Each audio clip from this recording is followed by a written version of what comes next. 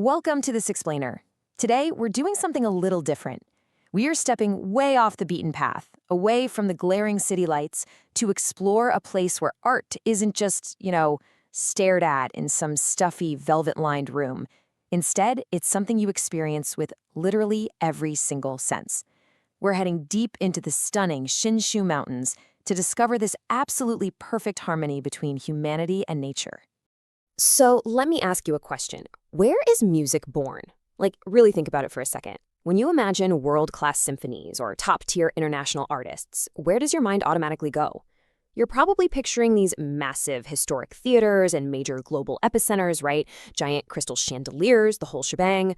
But what if I told you that one of the most profound musical experiences in the world isn't happening under neon lights at all, but out in a quiet, mountain-backed village? It's a pretty wild contrast. On one hand, you've got your traditional heavyweights of classical music. Tokyo, Vienna, Berlin, New York. Just massive, bustling metropolitan hubs. But on the flip side, you have Ueda City in Nagano. This is the home of the Shinshu International Music Village. Surrounded by the beautiful Chikuma River and the towering Mount Asama, the vision here was totally different. It wasn't about cramming music into a concrete jungle.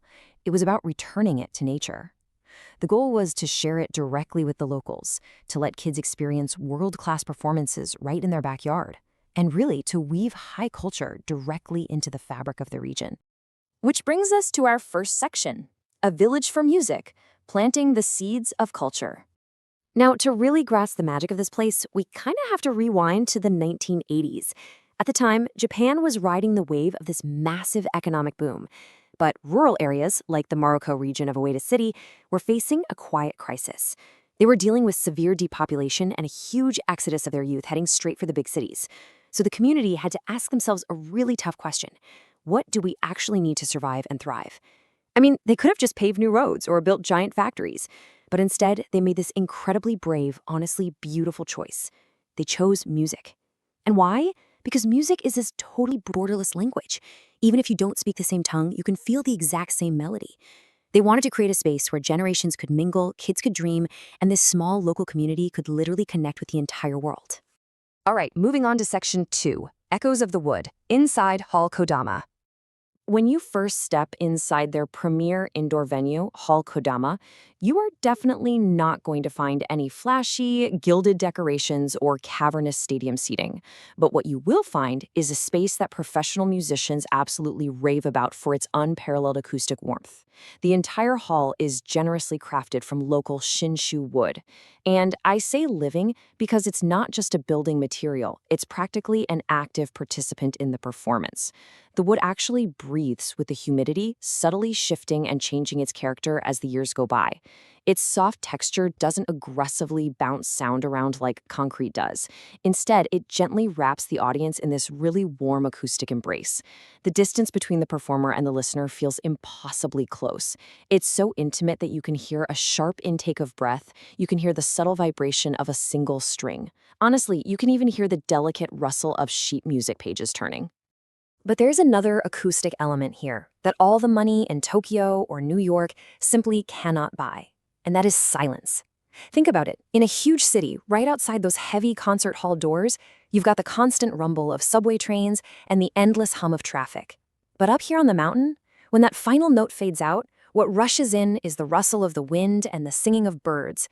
The natural, profound silence of the mountain actually becomes a seamless, integral part of the musical experience. It's really something else. Let's step outside for section 3, a stage framed by nature, the outdoor stage Hibiki. So check out the concept for their outdoor stage Hibiki.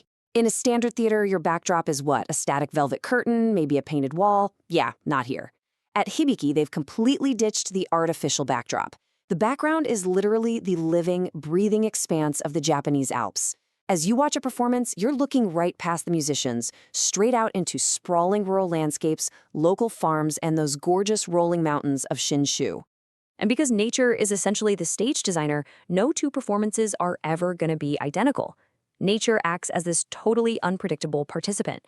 Just imagine listening to a symphony against the fresh, vibrant greens of spring, or maybe an acoustic guitar set against distant mountains capped in stark white winter snow. Picture a dramatic, silent pause in a jazz solo right as a flock of birds crosses the open sky, or a choir singing as the setting sun paints the mountains in these deep, rich shades of orange and purple. The weather, the light, the air, they guarantee a totally unique masterpiece every single time.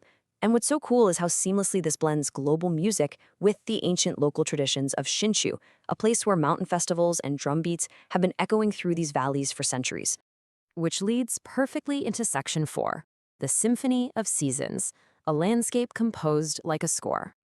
This natural participation we're talking about extends way beyond just the stage itself.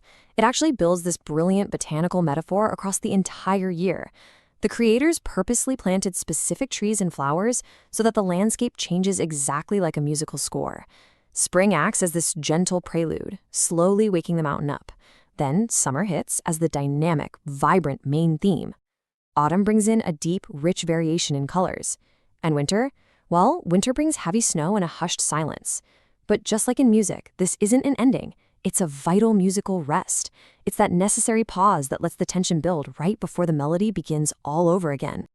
To give you a real sensory picture of what this score is like, during the spring prelude, tens of thousands of yellow and white daffodils absolutely burst into bloom against the backdrop of Mount Asama.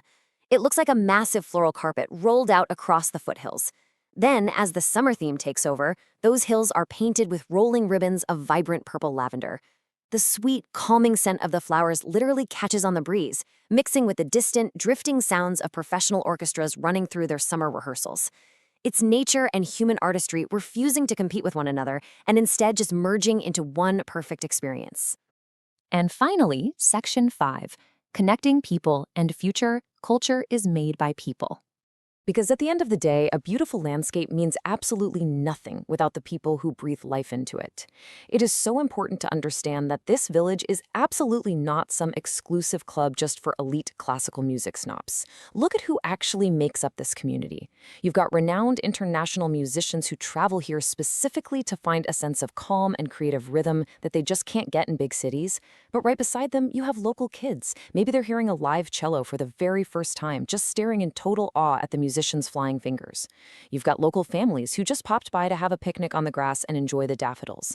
And of course, you have the incredibly dedicated local staff and volunteers who meticulously tend the flower beds and organize all the festivals. They all interact right here. It's living proof that culture isn't forged just by erecting fancy, expensive buildings. It's forged by people coming together. There's a brilliant quote that really hits the nail on the head. Culture is not something that belongs only to the city.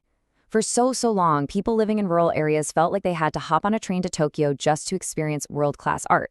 But the Shinshu International Music Village totally flipped that narrative on its head. They proved, without a doubt, that top-tier, breathtaking art can and absolutely should be an accessible, everyday part of rural life. You know, when we think of tourism in places like Nagano, our minds usually jump straight to the past, don't they? We picture ancient samurai castles, historic temples, or maybe those old traditional hot spring towns. But the music village is distinctly different. It's not some static relic of the past. It is a living, forward-looking legacy. It's a vibrant culture that is actively being grown for the future, turning ordinary, quiet afternoons into unforgettable, lifelong memories for the next generation. So I want to leave you with this final thought today. The next time you find yourself traveling through Shinshu, maybe you're on your way to a historic temple or hitting up a famous ski resort, take a second to step off the beaten path. Will you pause to listen to the unwritten story? Just take a moment, stand on the side of that mountain, and just listen. Listen for that totally unique harmony of nature, community, and art. It's a beautiful, living symphony that isn't written on any sheet music in the world. Thank you so much for exploring this incredible story with me today.